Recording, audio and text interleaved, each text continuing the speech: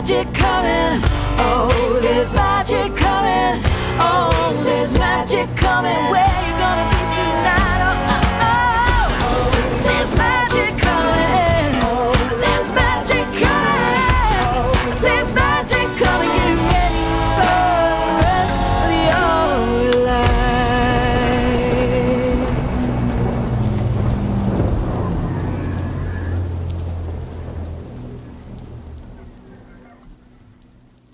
Hello and welcome to SassafrasCast, a podcast full of witchy insights to help you lead your sassiest life. I am Rory Kelly, a tarot reader, singer-songwriter, and all-around personal growth nerd from Long Island, New York. In just a moment, we are going to begin the witchy weather report and get to our topic of the month, which is how the bleep do I work with the moon cycle?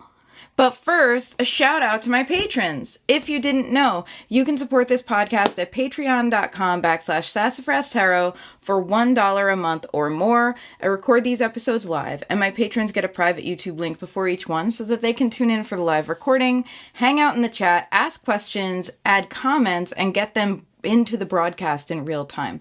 They also get access to my witchy Discord server where we talk about all things witchy and wonderful. And I do want to let you know, because a lot of you know me from my music life as well as my tarot life, that I cross the streams with Patreon. If you support me as a Rory Kelly patron, you do get the $1 Sassafras Tarot benefits. If you support me as a Sassafras Tarot patron, you get the $1 Rory Kelly benefits. So if you have not gotten your access, message me and I will make sure that you do. I try to post every few months in the Discord to remind people that that's the way I like let people have that access is through Discord. And there's also a Facebook reminder message, which if you would like to get on it, if you're not on it, let me know. And if you'd like to get off it, if you're not off it, you can also let me know. That's okay. If you're like, no, thank you, please.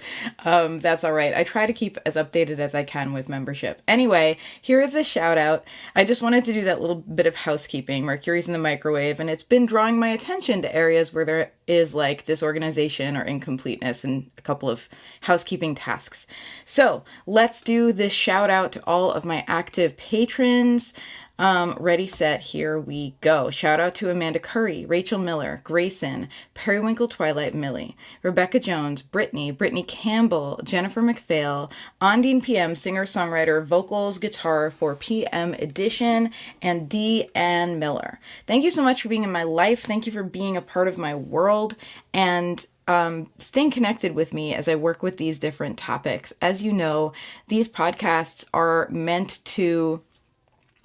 I'm not trying to be like the person who knows everything, like, or the guru or whatever. I am sharing my own personal journey around these psycho-spiritual practices and sharing what's meaningful to me. And I mean them as an open forum where I share, you share, and we all allow our practices to be elevated by just learning and embracing conversation and discussion. So I thank you for being a part of that conversation and discussion.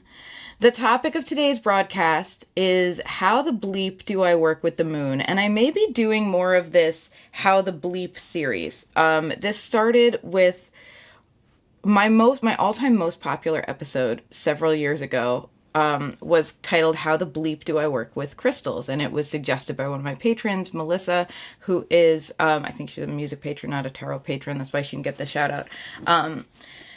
And she made that suggestion. She was like, please tell me how the bleep do I work with crystals because I don't know. And I was like, that's a great podcast topic. And I want to do some more of these topics like this that are meant to be accessible and help you break into a new area of your practice that you're excited about or maybe feels daunting or maybe you've even received some shame about, because we do have some areas of gatekeeping within the community where people kind of look down on quote unquote baby witches and don't want to answer simple questions or want to act like you're not allowed to embrace a spiritual practice if you don't yet already know anything. And of course, how can you learn the things without getting the experience and turning to your, more experienced peers for help, right? We should never be shaming people for asking questions.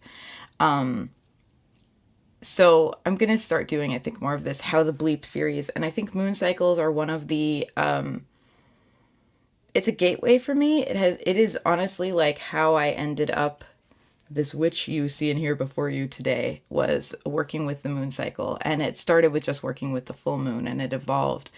And I think it's a wonderful practice, and it's a practice that requires no belief. It's not, you don't have to believe in anything special in order to just see what the heck the moon is doing and work within its framework. So I'm going to talk more about that in a moment.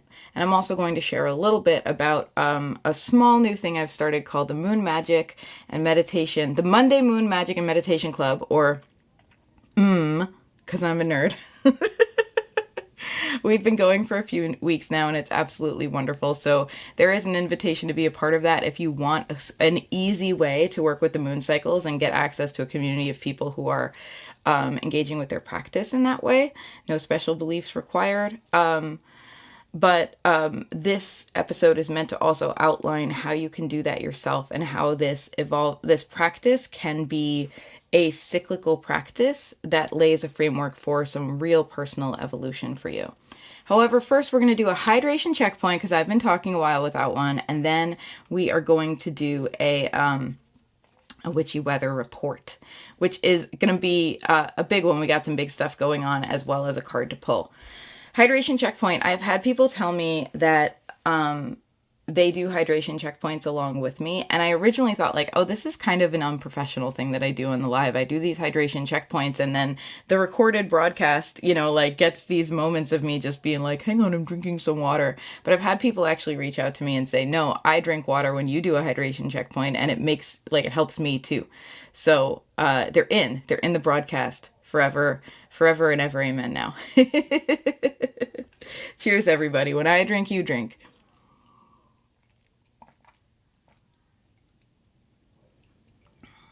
Also, if you're listening to the recorded version, you're like, but I don't have water. Well, you can pause it and go get some water, and it's okay.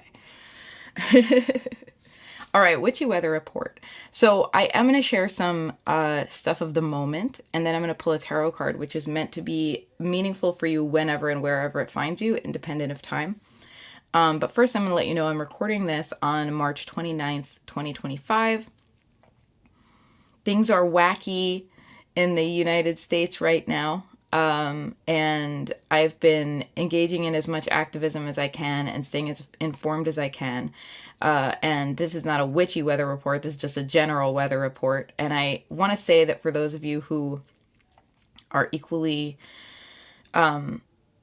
concerned and equally wanting to turn the tides back to some form of sanity and safety, for our fellow citizens, that I highly recommend following two accounts, Alt National Parks and the ACLU. And I follow those accounts both because they both keep me fairly informed, and because they post wins as well as negative stuff. And if you just kind of look at the headlines, it will seem like everything is terrible and there's no hope. Because I guess that's like a thing in journalism. If it bleeds, it reads. Like, a lot of the negative stuff gets attention, and it's appropriate for those headlines about things that are happening that are not good, that are scary and frightening. It's appropriate that they get reported. However, following the ACLU and Alt National Parks, watching people who are doing very real concrete things to resist and create change, and seeing some of the wins as they post them, has given me the hope to continue to be an activist, to continue to find courage, and to continue to try to be a part of, the positive change. When I'm feeling hopeless, these accounts give me hope. We need hope to keep going. An absence of hope is a slippery slope to complacence. So highly recommend following the ACLU and Alt National Park Service. And that has been my little thing of the moment, which is not about witchy stuff. It's just about stuff as a person currently living in America and not wanting it to go any further down a very dark road. On the witchy side of things, we have just had an eclipse.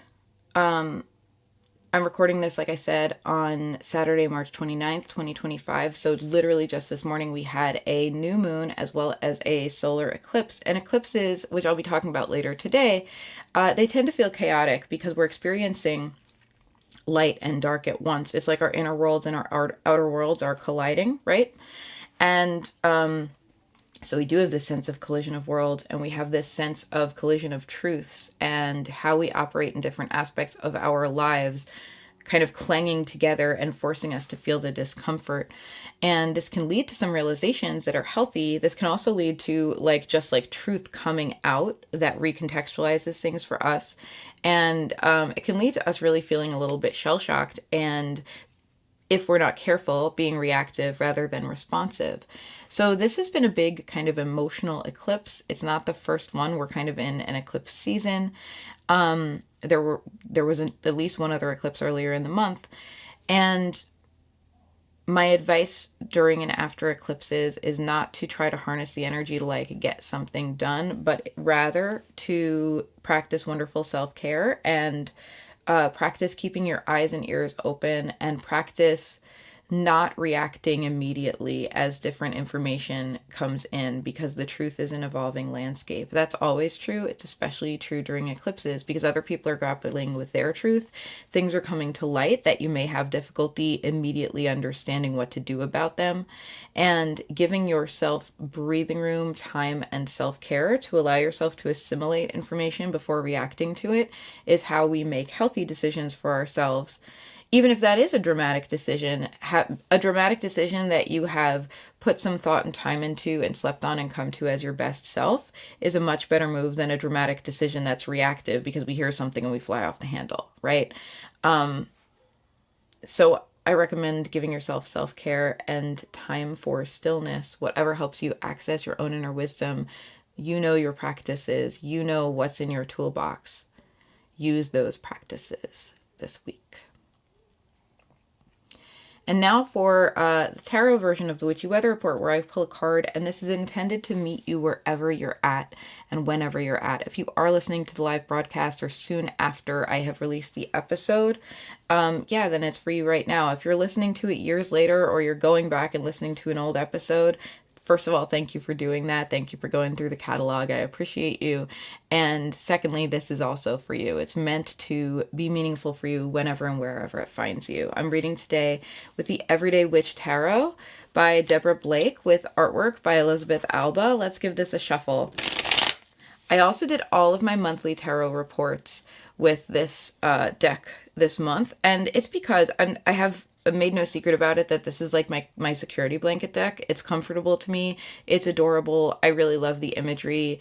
It's a deck that feels warm and like home. And so during times like these that are feeling chaotic and challenging, this is a deck I turn to a lot because I don't need to add additional challenge into my readings. I would rather my readings feel comfortable because, as I just said, I don't think we can make decisions that are good and healthy from a place of reactivity. I think making them from a place of self-care and being able to access that sense of calm is more effective in how we run our lives. And so choosing a deck that helps me facilitate that, even in the smallest ways, is very meaningful to me.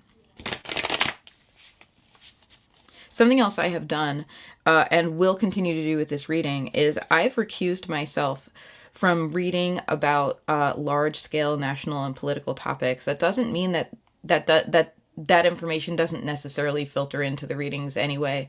But as I'm reading for people, I'm reading about their personal experiences, and I'm reading about how they personally can show up and embrace the energy of the moment, or work with the energy of the moment, in a way towards their goals and values rather than against it. And I'm doing that on purpose because I just I'm too personally invested in all the things playing out on a national scale. And this is a healthy thing to do, as any reader or intuitive will tell you. And there are intuitives who will be like, oh, no, man, you should be able to read about anything. Otherwise, it's not real. And those people, I'm going to just come out and say it. Those people don't actually have as deep a practice as someone who knows that having personal boundaries with yourself and your emotions is the only way to be able to give a reading that is unbiased, and to know that you're truly tapping into your emotions, that you're truly tapping into your intuition rather than letting your emotions color a reading. Does that mean I don't think any reader can read about large national scale topics? Absolutely not.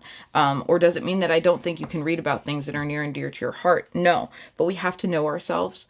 And we have to know when to set boundaries with ourselves. And when we are unable to see a topic from a place of perspective, rather than like when a topic just feels so big and emotional to us that every time we read about it or experience about it, we're like having a deep emotional reaction, like a big whoa. It's very, very difficult to read effectively whatever your medium of, accessing your intuition is, and know that you're getting intuition, not emotions, because they come through the same channel. So I've recused myself from making on a witchy intuitive level commentary on a national scale. Rather, I am reading for whoever is listening, to these readings. I'm reading on a personal level for energy affecting you and what you can do about that energy. And yes, some of that energy will be these big national topics, but I am deliberately staying in my lane, not because I don't think politics are important, but because I think they're so deeply important. I care about them so deeply that I am choosing to read around a side of things that I know that I can speak to without inserting my bias. Yeah. Thank you for participating in my little lecture. I feel like I made this decision last night when I was doing all my personal readings for the month. If you're ever interested in a monthly reading from me, you can get them for $37 one off, or $27 if you subscribe and save. And basically it's just a monthly tarot reading at tinyurl.com/yourtarotmonth. So I do a bunch of those every month, and it's useful. It's like a helpful touchstone for me to see patterns, and it's wonderful to be able to get to know people this way by reading for them again and again. And I made that decision last night. I was like, I'm too close emotionally to the national stuff, so these readings are staying personal. That doesn't mean the information won't filter through, but it's the perspective I'm choosing. And it occurred to me this morning, as I'm about to go into another round of teaching my tarot class, Meaningful Tarot and Keys to the Kingdom, that I wanted to share this because if you're listening to this podcast, you're interested in these topics and your own intuition, probably. And I wanted to just model that it's okay to have boundaries around what isn't healthy for you to read around. Here's our card. Here's the energy of the moment. We have the Three of Swords. Misunderstandings very possible. I want to draw your eye to where my eye was drawn in this card. And if you are listening to this podcast, just so you know, there is a video version. I will do my best to describe the images here, both for accessibility and for anyone who's just listening to the audio version.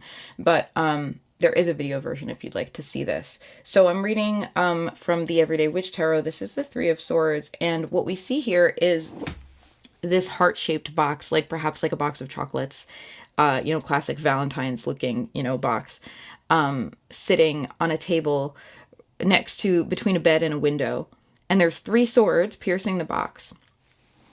Now, three swords piercing a heart is kind of this classic Pamela Coleman Smith tarot and imagery for the Three of Swords.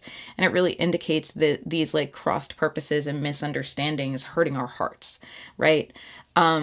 Hurt feelings, basically. But I want to draw your attention to the fact that this box is sitting with the Three Swords and it's getting rained on aggressively. Like the window is open, there was a storm outside, and water is coming in. Like there is a little mini flood here where the desk is darkened with water, and so is this heart, And what's happening here is that there's so much emotion.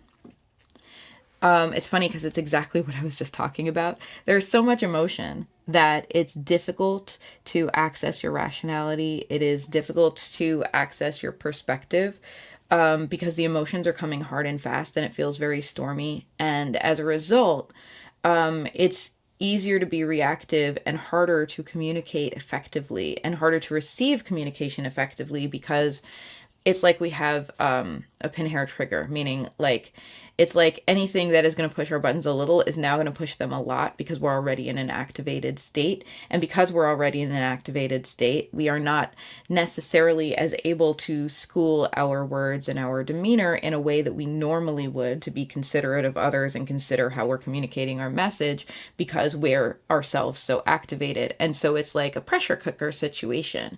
If you're having misunderstandings with other people, people, know that it's easy to hurt each other's feelings right now, and know that it might not come from any personal desire to do harm. It truly might just be rooted in misunderstanding and the fact that these are touchy topics.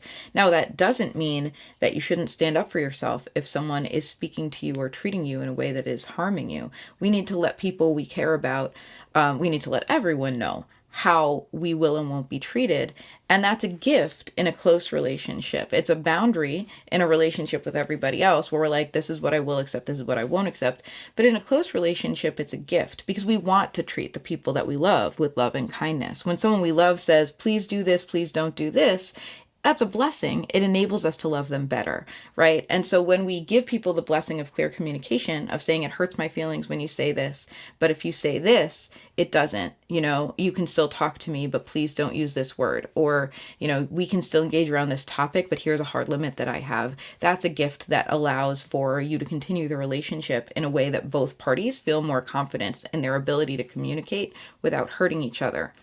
And access to that gift of clear communication may be blocked for many of us at this time. Things are stormy, it's challenging, we're in our feelings, and very likely the conversations that we're having, our minds and our hearts are not just responding to this conversation. They're responding to whatever is going on inside our head that has happened so many times, right? Sometimes it's like, wow, I've had this conversation with you a million times. Or sometimes it's like, I'm always defending myself against this type of attack. Or nobody ever understands me, right? Those I'm always and nobody ever and I never type of sweeping statements come out because something is pushing on our emotional wounds, right? So the only thing to know is that awareness helps and self-care helps even more.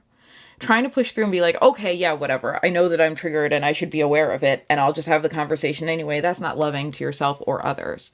Rather, give yourself as much time and space and breathing room as you possibly can during this time because emotions are going to be high.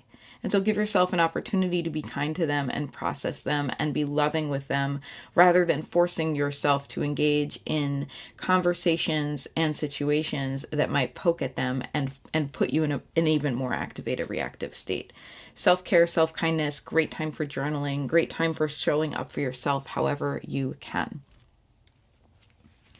Hydration checkpoint, and then we're going to go into the main episode, the main content, which is how the bleep do I work with the moon cycle. Cheers, everybody.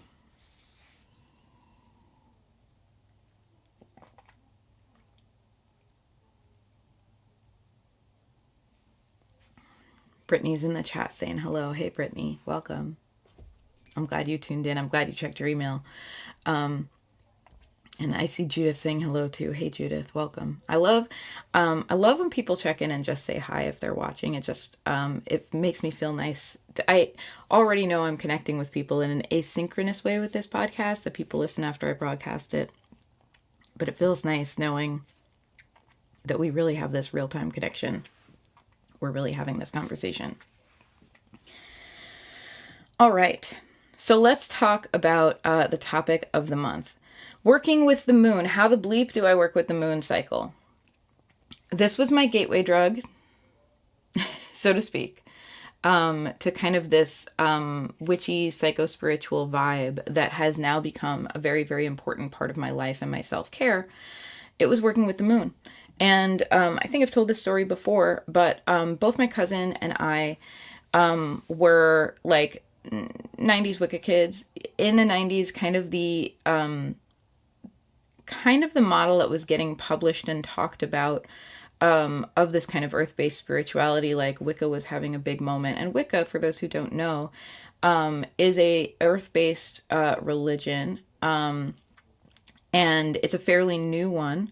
And although many people who engage with Wicca talk about these practices being like long-term and longer standing than like, other mainstream religions, the religion itself has only been around for less than 100 years, and it basically follows the wheel of the year, and has a few different tenets, and is a religious practice that you can turn to if you're interested in earth-based spirituality, and involves deity worship of it's like a dual it's like dual monotheism because it's God and goddess. So it's like counterparts, reflective of that kind of gender binary or gender spectrum, depending on how you approach it.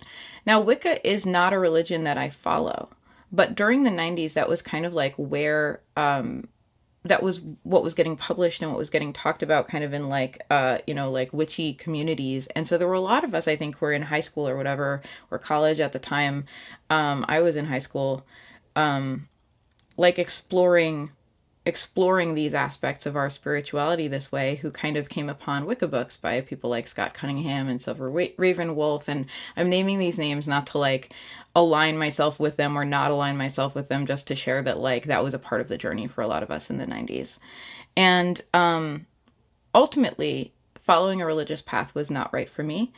Or my cousin, but we both kind of got into these things at the same time. And then much later, when we were in our mid to late 20s, she was like, I kind of want to go down this road again. And even though I don't think I want like to go down a full religious path, I would like to explore this side of myself again. And she started a Facebook group, and we just started like following the moon cycles together and just doing some practices together long distance, because we didn't live in the same town. And so my initial practices that got me kind of back into this psycho-spiritual world, apart from the fact that I've been reading tarot forever since I was a teenager, was just literally talking to the moon. I followed the moon cycle enough to know when the moon was full, and I started just going out for a walk or just going out and sitting in. At the time, I had an apartment that had like a little side yard, so I'd go like sit in my little side yard and just like look at the moon and talk to her. Whether it was like, like I wasn't necessarily talking out loud. I didn't need to be the crazy person, the crazy renter in the side yard talking to the moon, right? But, I might be talking kind of internal monologue. But just that release of being able to, there's an element of surrender in prayer. And I remember reading in a book, I think it was a John Green book, that one of the characters said, you don't have to believe in God in order to pray. Like they were like, I pray because it helps me. I don't necessarily know that I'm praying to anything. I just pray because it helps me. And I remember that idea of practice, like prioritizing a practice that's helpful rather than prioritizing a hard and fast belief, is one that I've always connected with. And that idea kind of came into my paradigm at that moment, at the same time as we were following the moon cycles and I was talking to the full moon, and it became this practice. And I bring it up because I think the experience of prayer, or of reaching out to communicate with something bigger and deeper, is kind of a universal human experience. And I want to say this without walking on the experiences of people who, are simply like, people who are atheist and people who do not wish to engage with the world, like with the unseen. But I would say that there is still a corollary in things like mindfulness and meditation, where we need to connect with our own wisdom, our own stillness, and that practices such as prayer, ritual, and meditation are things that allow us to access that space. And that there is also an element of surrender. There's an element of allowing ourselves to be with what is, even if what is painful. And that's cathartic for us. And so I think that prayer, ritual, meditation, I know I'm painting with a somewhat broad brush, but I think that all of these practices serve this really meaningful, emotional, and navigational purpose for the human mind, whether you believe anything about them or not, right? Whether that is religious or spiritual for you, or whether it is simply, simply using the scientific method and using trial and error and finding that it's meaningful for you, which honestly, like, I've been more on that side of things. I've been more on the side of like, I'm going to try this practice because it might help. And if it helps, I'm going to keep it and build on it. Right. And as you know, if you've listened to this podcast for any length of time, I'm not super attached to being right about any type of belief system. And there are things I've come to believe in my spirituality, and I've kind of reclaimed my right to do that, as an individual. And I don't need other people to believe them with me, and I don't need other people to think I'm right. I just, because what's meaningful to me is the experiences I'm having and that they're helping me. And like that at the end of the day, that's the boundary for me. Is this experience helpful? Is it helping me navigate the world? Is it helping me grow into the person I want to be? If so, I'm in. And yes, Brittany's in the comments and saying in the 90s, Wicca was like the only easily available pagan experience. Yeah. Yeah. I'm making a conscious choice not to go down a rabbit hole and talk about the history of neo-paganism and Wicca right now, because that's not the topic of the podcast. I'm reeling in my brain. So let's talk about following the moon. Working with the moon gives us a healthy model of a life that is based around honoring both our inner and outer worlds, pushing out and turning inwards, giving and receiving, working and resting, like a breath cycle, expanding and contracting, and like also working with the larger wheel of the year when we work with the dark and light parts of the year with the solar calendar as a whole. The moon is kind of a microcosm of that. And it's almost a macrocosm when you compare it to a breath. It gives us a framework to move our practice and our personal worldview away from a capitalistic, puritanical model of needing to be productive, needing to work hard at all times. Idle hands are the devil's plaything, right? Like needing to be on and pushing at all times, which is also, I didn't put it in my notes, but it's also a super patriarchal worldview. All the bad things. And somewhat of a colonial worldview as well. It allows us to move away from that, in my point of view, very toxic and unsustainable practice and move ourselves both psychospiritually and personally towards a model that has room for sustainability and care, that embraces both times of hustle and hard work for what deeply matters to you, as well as times of deep replenishment and comfort and play and care, self-care, as well as care towards others. It honors that spectrum of human behavior that is not just about the moments that we're accomplishing and doing big things. It also honors our need to celebrate and rest and take good care of ourselves and be quiet and still, because we cannot lead a full life or a healthy life without both things. And what I want to do is give you a framework of how to work with these energies of the moon cycle without needing to believe anything in particular. Like I said, that's not important to me. We can just look at it more like a model for us to work with that allows us to embrace a worldview that is more balanced and more healthy, from a place of kindness to self and kindness to others and commitment to our values, rather than commitment to anxiety-based success. You know what I mean? Feeling like we have to keep up and we have to keep pushing and we have to like, go, boot camp model success. I'm giving us a model of success and growth that is more based on this sustainable flow that, like an in-breath followed by an out-breath, allows us to push out and contract inward, allows room for us to do both. Brittany says, thank you for including play. It's funny, I almost didn't, because there's, especially in like certain corporate worlds, I worked in tech for a long time, and the phrase, he works hard, he plays hard, first of all, it's always a he.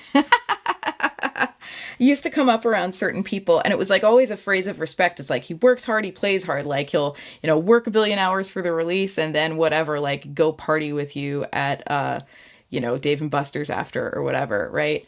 And at no point, like, was anyone acknowledging the need for, like, rest, right? It was, there are certain kind of corporate parts of the world where it's very normal to, like, work way too many hours in a day and then go out and, like, party / network / get goofy, for a lot more hours. And then what is lost is sleep, like, not sleep for very many hours. And then, like, wake up after completely insufficient rest and do it all again. And I have not to get too far away from the topic, but I think this is relevant to the reason I think working with the moon cycles is healthy for me.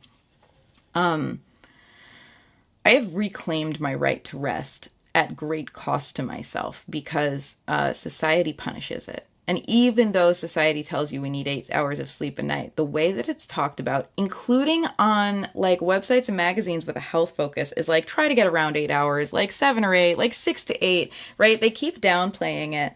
And the actual scientific truth is that the studies around sleep aren't, first of all, it's a spectrum, and there are people who need more sleep and there are people who need a little less, and there are people like whatever. First of all, like many studies, a lot of the studies done on sleep were done initially on men and men only, and then extrapolated to be for the whole human race. So when we've started to study women's sleep data, it is shown that women need more sleep than men. And I know from my personal experience that where I'm at in my own cycle, as a cisgender woman, or I'm not really a cisgender woman, but as someone assigned female at birth who menstruates, put it that way, that I need more or less rest at different times in my cycle, and that is not out of line with the experience I hear from others, and that is not something that science has like had a moment to step in and have a say about, because studies used to be done exclusively on men, and we're still using that outdated data. And the way that we talk about sleep is like this afterthought. It's like, yeah, try to get sleep. And it's the same way that like a doctor will be like, are you stressed out? Avoid stress. And it's like so unhelpful. It's so meaningless, because every other message we're getting is to be more productive, to push harder, right? To work and play hard, to be in our on energy all the time. And I think there's a real deficit of rest and replenishment in our culture. And I think that this is informed by patriarchy. And I think that it is informed by capitalism. And I'm not as educated as I wish to be around this, but I strongly also think it is probably, I suspect it is probably also informed by white supremacy and, colonialism. It's this particular worldview that values only externally visible contributions and only a certain, and places a high value on things that are like high energy, visible achievements and accomplishments that you work hard and push hard for, and devalues rest and devalues inner work and devalues self-care. And I think that embracing a practice of any kind where you choose to embrace cycles of rest, cycles of play, cycles of work as well, but from a mindful perspective, where you're not just mindlessly working for the sake of it, puritanical value, idle hands are the devil's plaything. So in other words, I better get busy doing something productive, otherwise I can't trust myself, which is, let's instead cultivate self-trust through self-knowledge. It's a concept, right? I think that we are actively resisting this current paradigm that is steeped in oppression when we choose to embrace rest and replenishment as a normal and important part of our lives. And working with the moon can do that, because the moon gives this spectrum of experience from light to dark. And the moon waxes from the time of the new moon, when the moon is not visible in the sky. It waxes, shining brighter and brighter, which we can liken to working hard, making our work visible, putting ourselves out there until we reach the full moon, where there's a culmination, which we can liken to like a special moment, right? Like receiving some recognition, or turning in the paper we've been working so hard on, or doing a release, of some kind, if you're in that world or whatever. And then the moon begins to wane, and we have a cycle where we are deliberately pushing less light out and keeping more for ourselves as we move into a cycle of replenishment and self-care until we are fully dark, which can be likened to the time when, okay, we've done the hard work, we've started to come back to our routine, and we've given ourselves permission for a few days that are just for us. We've given ourselves permission to rest, to get around to some of the self-care things that we might have skipped on a little bit when we were like pushing hard for that big goal, and to be with our darkness, to get more sleep, to get more time with our inner world rather than just our external productivity. And then we have the new moon and we're in our darkness, and we have the perspective that comes from our sacred darkness, and that sparks us to move forwards towards the next type of growth that we want to put out into the world, and the cycle begins again. And this is healthier, in my personal opinion. And it's healthier, and it allows for more mindfulness in the process of our growth. Because if you're always on, always pushing, always working, and I say this as a recovering workaholic, it's very, very easy to work for the sake of working, because working is the only way you know to soothe your anxiety about not being enough. And when we are forced to make space and confront our anxiety, this is why when I hear phrases like idle hands are the devil's plaything, I'm like, opposite day.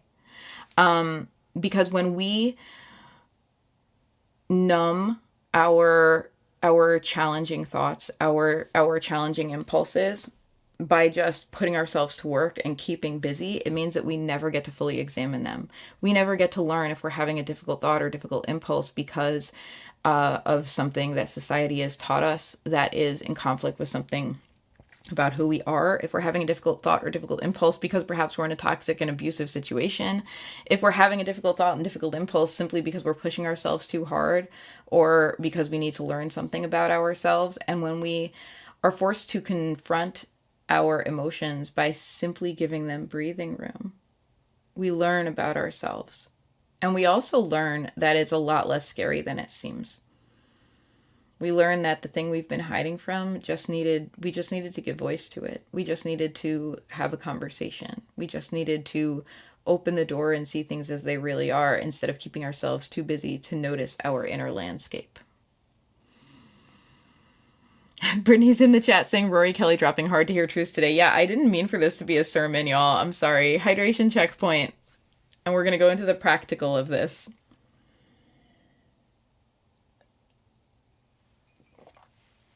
So I've given you a quick overview of the moon cycle and how we can relate to it, from new moon to full moon back to new moon again, and how this might relate to our concept of putting outward energy versus allowing that energy to shine back on ourselves. And I give credit where credit is due. I talk more these days about expansion and contraction, and about also where we place our attention. And these ideas I think are in some ways universal, but my own thinking of it has been deeply influenced by the work of Kasia Urbaniak, who I really recommend you checking out as a human being and as a teacher. And she talks about the warm glow of our attention. And where we place the warm glow of our attention, we get growth. Period. Always the end. And something that was becoming a personal truth for me even before I was familiar with her work was what we focus on grows, which is same, right? Same thing. But I love the phrase warm glow of our attention, because it reminds us that we are the factor. And where we put our attention is powerful, and we are the factor that helps decide what grows. And we just have this internal part of us that, like sunshine, just like creates growth. And it's our attention. And so we can practice following the moon by placing our attention more inwards as the moon is waning, and as we move into the dark part of the moon, placing our attention towards our own darkness, our own inner landscape, the feelings, interoception, which means picking up physical sensations within the body, the things that we can't see but we just feel, as well as our emotions within our body, as well as our thoughts.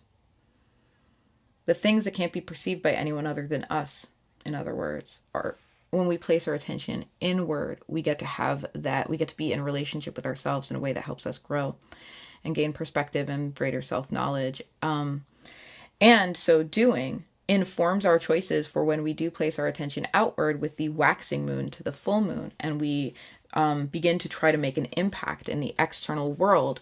We're making that impact, having now done the work and placed our attention on our inner selves, we're making that impact in our integrity. And when people talk about being in alignment, which I think is a buzzword that gets maybe thrown around so much that it starts to lose meaning, but to me, this is what it means when people talk about being in alignment. We're making these actions in our integrity because we've done the inner work and identified what truly is valuable and meaningful to us. And now we're choosing to go out and make an external impact that matches our deeply, deeply held values, our deeply held desires, our deeply held emotions about what type of change we wish to be in the world. And so doing this inner work charges our outer work in a way that no amount of hustle can do. So how do we do that? I'm going to give you a quick framework for just like, okay, so what practices, right, might I follow at the moon cycle? And I'm going to give you some kind of questions to answer, whether you choose to journal around them or whether you just choose to kind of act your way through them or make a ritual around them from new moon to new moon full cycle, right? So let's start with the new moon. We're in darkness. We're in a place of seeking our inner wisdom, hermit energy, seeking the energy within ourselves, the dark of the moon, which we're just, as I record this, we are in a new moon right now. This is a time when the warm glow of your attention is focused within yourself. And so the questions to ask yourself at the new moon are, what is it within me that needs attention right now? Are there emotional or physical experiences within me that need to be seen, need to be heard, need to be felt? And how can I create space for that? This is a process of surrendering to what is. And it can bring up big emotions that we may have been avoiding with our busyness. What matters to me right now? We do an emotional inventory at the new moon, and it can be very, very fruitful. We think about some of the core emotions. What is making me feel angry? What is making me feel sad? What is making me feel happy? What is making me feel excited? What is making me feel fearful? Kind of pick the biggies, you know? And you'll find too that at any given moment, you're feeling more of, a few things than all the rest of them. And it's nice to tune in and realize there's always some mix in there, right? But there are times like I've been feeling a fair amount of fear and a fair amount of anger with everything happening in the world, as well as some things in my own personal life. And showing up for that fear and showing up for that anger means that I get an opportunity to be kind to myself and to understand where it's really coming from and understand what actions I can take that will truly move the needle for myself and my heart, rather than burst into reactive action around them, right? And fear and anger are both emotions that can lead to very chaotic reactive action if we're not careful. And sometimes it's appropriate to respond by like doing something big and intense, but doing that from a place of self-knowledge is much more powerful, and you're more likely to make a right move than just kind of reacting without checking in first. So we do an emotional check-in at the new moon. We check in on our desires. We check in on our fears. We check in on our anger. We check in on our fierce joy. We check in on our stress, and we check in on our excitement. These, you notice that I'm giving these kind of like opposite end of the spectrum words. And I recommend like Google like core emotions. And depending on what school of thought, you read about, there's like 5 or 6 of them, I think. And just ask yourself how you're doing with each of those core emotions. If there are things in your life making you feel them, if you're feeling more of one than the other, and just ask yourself, what care can I give to myself around this? It can help to externalize yourself. If you have trouble being kind to yourself but are good at being kind to others, then think of it as like your inner child or your inner self, or, think of it as a part of yourself that you're in a relationship with, so that you can be in a relationship, because you probably know how to be kind in a relationship, even if you don't know how to give it to yourself. So give yourself that framework. So allow the new moon to be a place where our attention is focused deeply inward. we're in relation with ourselves and we're asking how can we nurture these parts of ourselves that are very tender. As the moon begins to wax and we've perhaps gotten some answers, what naturally happens is we understand some actions we can take. If we're feeling frightened and angry, we might be moved towards activism. We might be moved towards setting boundaries in our life. We might be moved towards having a conversation that kind of like draws a line in the sand. We might be moved, if we're feeling like things could be better, we might be moved towards being the change we wish to see. And that could look like anything from going and volunteering on a hotline to, trying to build and create something within your community, to writing a letter to the editor. And if we are finding that we have desires for our own life, which by the way are very valid, we're allowed to go after things we want, we can express those things outwardly by doing things like starting a business, beginning to be creative and put something out into the world, such as a song or a piece of art or a piece of writing, whether or not it's meant for public consumption. We naturally find the channel to direct our energies outward once we have turned inward and assessed the state of things. And then we say, okay, here are some actions I could take. And then our attention begins to move outward as we begin to put those actions out of us. And that is the practice during the waxing moon. So during the waxing moon, immediately after the new moon, you might just be making a list of possible actions. You might be like, what actions could I take around these feelings? And so from new moon to first quarter moon, this is a time of ideating. This is a time of being open to new ideas and being open to whatever whispers your inner self is giving you and beginning to take those baby steps. And by the time we get to the first quarter moon, which is often referred to as a crisis of consciousness, meaning we start to get a little bit of feedback between like what we've been reflecting on and what we've been putting out there and what's working and what's not working. And so there's a time of refinement at the first quarter moon. And so the question to ask yourself at the first quarter moon is, how's it going? Much of personal growth, and in my opinion, the scientific method, is fuck around and find out. There's the explicit rating on the podcast. Right? For the first week after the new moon, we're a little bit fucking around and finding out. We know we're driven to make some changes, and we've been maybe putting out some feelers, putting out some energy, and we have some new data after the first week about how it's made us feel, as well as both how it's made us feel internally and the reactions we've had in the external world. And so then at the first quarter moon, the question is, okay, great. How can I supercharge this, right? And that might mean reflecting and refining something if we tried something and it didn't work. Or it might mean this thing is working, so I'm going to pour more energy into this. Or it might mean I had a conversation with someone and it went well, and now I realize there are other areas where I need to have conversations and communicate, right?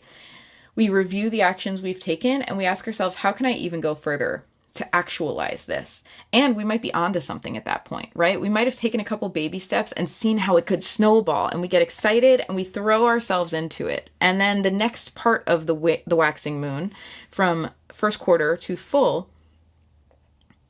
this is where we do aligned hustle, if you want to use two buzzwords. And a better way to put it might be, this is where we put our actions out there, like put our money where our mouth is. Put out our energy towards what we're really passionate and excited about, right? As we start to get initial results from the first quarter moon, we're like, this is it. I'm on the right track. This is how to do it. And we like push a little harder. We challenge ourselves a little more. We're like, how far can I take this, right? How far can I go? So we're taking active actions towards our desires and towards the change we want to create in our lives. And so the questions to ask ourselves is, how can I take it up a notch? How can I grow further with this? How can I make my work more visible? How can I push a little bit harder towards what I know is the right track? Now, the full moon is where things come to a culmination. We liken this to a project that we've been working on, and you might choose to time small projects with the moon cycle and see how that feels for you. Culmination, we turn in the report that we've been working on. We make a broadcast or a presentation. We go play a gig. We have this moment of visibility where our attention is fully focused outward, where all the things we've been working hard on, both internally and externally, come to a head. And we're like, look, here I am. We put ourselves out there all the way. This is another type of surrender, right? Now we're no longer just surrendering to the inner experience. We're surrendering to the fearful thing of like, I'm laying it on the line. I'm living real. I'm putting my money where my mouth is. I'm putting myself out there, which is terrifying for many people. We're not meant to do it all the time. We're meant to do it sometimes after we've prepared.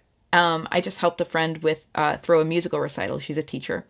And the full moon is like recital time. You've practiced, you've done the work, and now you do the big performance. And yes, you're afraid, but also, yes, you've put in the work so that you can make it successful. And so at the full moon, the questions to ask yourself is, how can I celebrate? How can I make this work visible? How can I put myself out there? How can I surrender to letting myself honor what I've already accomplished? And what can I let go of? Because the moment after, for example, a recital is like a big exhale. It's like, right? So we start to think about this. And I remember we were talking about how like on the morning of the recital, when we're like getting everything, my friend describes it as when you are about to release an arrow from a bow and you have the arrow knocked in the bow and you have the bowstring pulled back taut because you're getting ready to release and let that arrow fly. And it's all tension. And she describes this as like the moment before a performance, the moment before a big presentation, the moment before a recital, the moment before whatever the big moment in your project is, right? It's all tension. The arrow's back. You're like, I've been working and training for this moment. Is it going to fly or not? How is it going to go? And then as soon as you let that arrow go, we have to surrender to the fact that we can no longer control. That's what happens when you put our energy into the world. We can't control exactly what happens and exactly how people engage with it. We can only control the intent we put into it. And we have to let ourselves exhale after and allow ourselves to celebrate our efforts no matter the outcome, and allow ourselves to breathe and relax. We've been pushing, we've been full of tension, and it's like good tension, right? As Madame Adams says, passionate success comes with passionate stress. 10 of Wands, I'm carrying this burden because it's important to me. And after we have that big moment, we have to let ourselves exhale. And this is a mistake that capitalism makes and that patriarchy makes. Like the feeling that we have to go from big moment to big moment to big moment and we're not allowed to exhale in between. That's bogus. That's a recipe for stress-related heart conditions, man. So after the full moon, it will become apparent once you let that arrow fly, so to speak, what needs to be let go of, what we need to exhale. And so the questions to ask at the full moon are, what can I celebrate? What accomplishments can I own? And what is it time to let go? What can I drop in the coming weeks? Because we're moving now into the waning moon. And the waning moon, the first few days after the full moon, which are all about culmination, right? Big energy, both high stress and high success usually. The first few days after the full moon, again, it's a good time to reflect. It's a good time also to like drop some things right away, to be like, okay, I've been practicing and practicing and practicing. Now I need to take a breath, right? And maybe pick up some other things we've been neglecting. Like I remember having a big gig a couple weeks ago that I'd been practicing for months for with a band. And I was like, I need to like take 2 days off and one of them needs to be all about laundry. Like just like what things have I been neglecting in my passion. So we begin to reclaim some self-care. We begin to turn some of our attention back inward, or just to renegotiate some of our attention. Like, okay, in my passion, what have I been neglecting? We're not punishing ourselves. We're just getting back to it. We're just swinging the pendulum back. And for that first week, we're just reflecting. We're still kind of on the high of the energy of where we've been. We're kind of like maybe tying up some loose ends. And so during this first week of the moon waning, we should be reflecting on our efforts and also asking ourselves, what have I been neglecting and what needs some attention, because I've been so single-minded. We then move into the last quarter moon. Quarter moons are considered a crisis of consciousness, where we take a moment to review what's working, what's not working. And so the questions to ask at the last quarter moon are, how can I best care for myself? How can I best turn my attention inward? Having put so much of myself out there, how can I now turn my attention inward and be truly nourishing and nurturing to myself in the coming week? And as the moon wanes back down to new, we turn our attention more and more inward. We perform the emotional self-care that we almost certainly need, because it's very emotional to put ourselves out there. Both in terms of putting ourselves out there with hard work and putting ourselves out there, like surrendering to visibility. Visibility can be very scary. So we turn our attention inward and we tend to what needs tending to. And that is the question to ask in the final week of the moon cycle, the waning moon down to new, is what needs tending to. And when we return to our darkness, where we give ourselves permission to be fully connected with our inner self. Connected with self-care. And then the cycle begins again. You can look at this too as a manifesting cycle, where we, at the beginning of the new moon, because we're so connected with ourselves, identify the things we want to create in our lives. We go after them during the waxing moon. The full moon happens. It's a culmination. We have some big feedback for how our efforts have been received. We celebrate. It's very important during manifesting to celebrate each milestone of your success. We create a milestone if there's not one readily apparent to us. We look back at where we've been and where we are now, and we make that milestone for ourselves. And then during the waning moon, we choose to mindfully refocus our attention inward, to check in with ourselves and say, how do I feel about that manifestation? How did it go? Are there other areas of my life that need some self-care because I've been so single-minded? And then in that last week, how can I nurture me in relation to this? And also, how can I assimilate what I've created for myself? Because if we're always manifesting, always pushing, but not appreciating what we have and assimilating what we have, allowing ourselves to feel the level up, then it's almost like we never get it. If you're working hard all the time, again, former workaholic speaking here, if you're working hard all the time towards your successes, you never get to feel your successes, because you get to the big moment and you're like already thinking about the next set of tasks you have to do, instead of allowing yourself to feel, wow, I did this, and allowing yourself to truly just like feel all those feelings, feel all those emotions. You're just like, I did this, on to the next thing. Okay, what do I have to do now? How can I convey my happiness even though actually I'm really stressed about whatever the next goalpost is, right? And that's the feeling of having to always be on, always be productive. We need to expand and contract. We need to put our attention out and then in, and the moon cycle can help us do that. All right, we're going to move on to Witch, You Got This. And I'm just going to do a simple written ritual for you that you can do throughout the moon cycle. And you can do this with any element you like. You might choose to like write these things down and like burn them safely. Please practice fire safety, especially if you're indoors. Do this in like a sink or something like that. Or you might choose to write this down and this is a fun idea for water magic. Like write down something and then like allow water to like cleanse it and create its transformation on it by like taking it into the shower with you. Like just write the thing and just like let the water go all over it and be like, water, I surrender this to you, right? Or you might choose to work with earth and write something down and bury it in a houseplant or in land around you.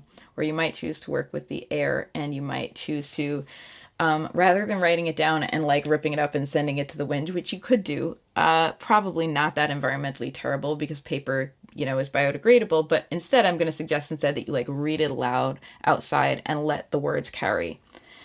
So choose your own adventure of what element to work with, but we're working with our words, and we're working with just this idea of writing down one sentence of truth at each moon cycle for us.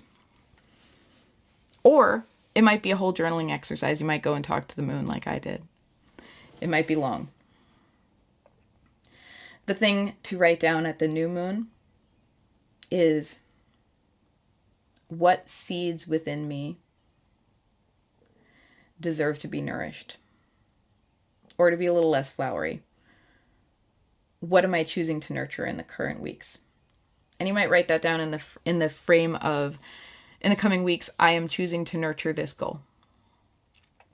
Write it down. Give it to an element of your choice. Allow the elements to be an ally.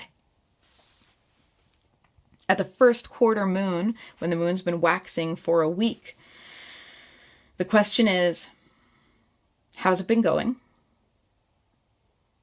And what will I do now? So reflecting on, here's how I've nurtured this goal so far, and here's how I'm going to take it up a notch. And we write down our sentence in that way. We write down our intention. So far I have done this, and now I will do this, because I still want, here's the goal, right? Give it to the element of your choice. When we come to the full moon, we've been pushing, we've taken it up a notch, we've been giving our all to what we want to create in the world.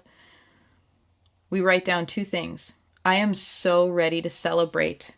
Create the milestone for yourself. What have you accomplished? Whether or not you think there's an external accomplishment, what you can do is look back at the work you've done, look back at the energy you've put out, and give it meaning. Be a cheerleader to yourself. I am so ready to celebrate X. And then I am so ready to release X. I'm so ready to sleep more instead of practicing so much. I'm so ready to have a drink and talk about how everything went instead of pushing and pushing for the big recital. I'm so ready. How are you ready to release? Give it to the element of your choice. At the last quarter moon, when you have been kind of tying up those loose ends, doing the celebration and the releasing, I will turn inward and focus on, and name the self-care or name the inner journey you need to have. Sometimes, if we've had a big expansive moment, we need to focus on the feelings that came up. If we surrender to visibility, oh, what a feeling. We might need to focus on some of the feelings that came up. I'm choosing to focus on my fear of visibility. I'm choosing to focus on the shit that came up for me while I was on stage. I'm choosing to focus on, this part of me that had a hard time owning my success in the moment. I'm choosing to focus on the self-care that I maybe neglected during the time I was so excited to put my work out there. Whatever it is, I'm choosing to focus inward on X. And again, give it to the element of your choice. And then over the next week, the moon wanes, we are focusing on that inward journey, and we come back to the new moon where we have some perspective.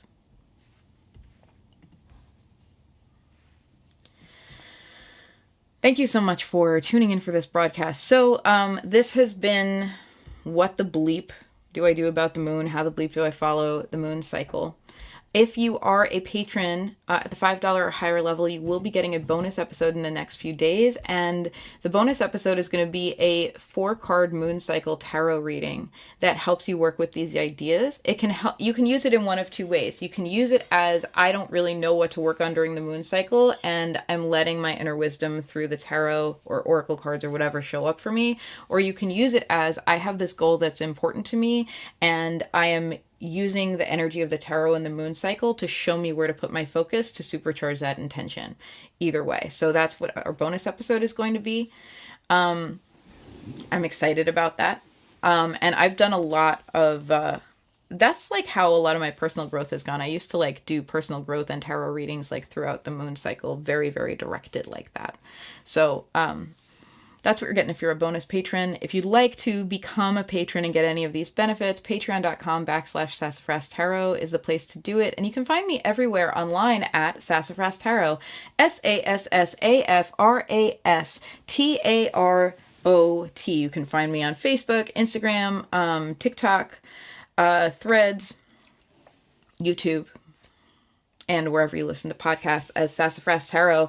And I invite you to reach out to me anytime about these ideas that I talk about in the podcast. Share your own experiences with them. Tell me if you agree or disagree. I don't need you to agree with me. Tell me how you feel about this. Like, my main goal when I put out this podcast is that it be like a cross-pollination with your journey, that you hear some of these ideas and it makes you think about your own approach and your own psychospiritual landscape and allows you to enrich your practice a little further in any direction, because you agree with me or because you don't. Like, I don't even care. I just care that it enriches. That's my personal highest goal for this podcast and these ideas that I'm putting out into the world. And finally, if you do want to follow the moon cycle with me in this way, I started something kind of by popular demand. I've been doing these witchy classes for the last year and change, and many people who were in my classes were like, what I want is for this to happen year round. And I want to have these regular check-ins, and I want to be able to like follow these things but not have to DIY it, you know? Like, you know what the moon is doing, you know when Mercury's in the microwave. Like, can you just tell me? Why don't you just tell me the name of the movie you want to see? And so I did, and it took me about 6 months to figure out how to do it, and I figured it out, and it is the Monday Moon Magic and Meditation Club, or 4 M's. It's $11.11 a month, $11.11 a month. And we meet at 11:11 a.m. on Monday mornings, Eastern time, because I'm a nerd. Fully 50% of anything I do is because I'm a nerd. And it's been a really wonderful ride. And each week I pull a tarot card for the moon cycle, the whole cycle that we work with throughout the cycle. We talk about how to work with that energy at different stages in the moon cycle. And give like just some very, very simple, like Witch You Got This style suggestions. Like, here's what you can do in your psychospiritual practice this week to harness this energy. Here's what can give you some meaningful insight this week. And it's always super easy mode. It's always like, you can do this and you can do it as a ritual, or you can do it like 2 seconds asking yourself a question in the bathroom mirror, because I want practice to be accessible, not so daunting that we don't do it. That's a big part of my philosophy. And then I lead us in a little meditation so we get that nourishment and self-connection a little bit every week, because I think we do need it all the time. Anyway, if that's of interest to you, visit, I'll put it in the show notes, but it is tinyurl.com/MondayMoon. If you would like to join the club, I would so love to have you. It's wonderful energy in there, and people are already posting. This is the blessing about starting communities, is that people take it and run with it. You let the arrow go and it takes on a life of its own. And people have already posted with me, here's what happened. You know, like, I did the ritual and here's what happened. And I had this reflection, and I want to share a win, and I want to share what I realized, the breakthrough that happened when I said this or that to myself in the mirror, you know? And it's so incredible. It's so incredible to grow together and like watch each other's journeys, and a rising tide really lifts all boats. It's inspiring.